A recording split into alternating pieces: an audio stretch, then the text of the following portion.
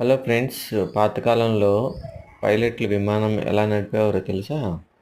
ఆకాశంలో రోడ్లు ఉండవు, సిగ్నల్స్ లేవు. మరి పైలట్ విమానాన్ని ఎలా నడుపుతాడో తెలుసా? గమ్యస్థానం ఎలా కనిపెడతాడో తెలుసా?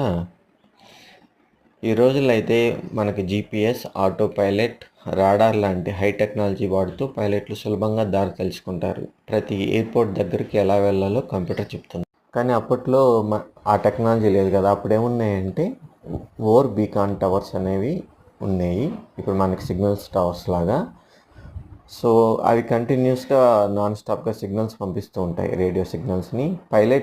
పైలట్ కాక్పిట్లో ఉన్న ఒక రిసీవర్తో వాటిని రీడ్ చేసి విమానం కరెక్ట్ దిశగా వెళ్తుందో లేదో తెలుసుకుంటారు.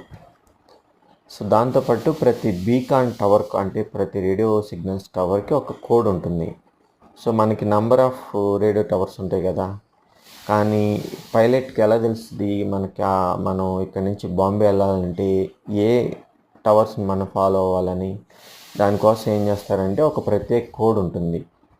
ఆ కోడ్ని రీడ్ చేసుకుంటూ పైలట్ కరెక్ట్ వేలో వెళ్తూ ఉంటాడు. అంతేకాదు, వీళ్ళు ఎప్పుడైతే జర్నీ స్టార్ట్ చేసేటప్పుడు వాళ్ళకి పేపర్ మీద కూడా ఆ లొకేషన్స్ యొక్క టవర్లని ఉంటాయి. ఆ పేపర్ని చూసుకుంటూ దారి తప్పకుండా ప్రయాణించేవాళ్ళు. ఒకసారి ఏమైందంటే, మేఘాలు, తుఫాన్లు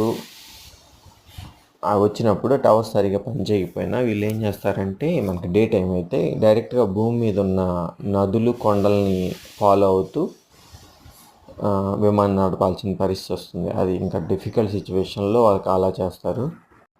సో ఇప్పుడు చూస్తే అప్పుడు పైలట్లు ఎంత ధైర్యవంతులో మనకు తెలుస్తుంది. మీరు ఇలాంటివి ఇంకా తెలుసుకోవాలంటే కామెంట్ చేయండి, లైక్ చేయండి, సబ్స్క్రైబ్ చేయండి, మర్చిపోకండి. Thank you guys.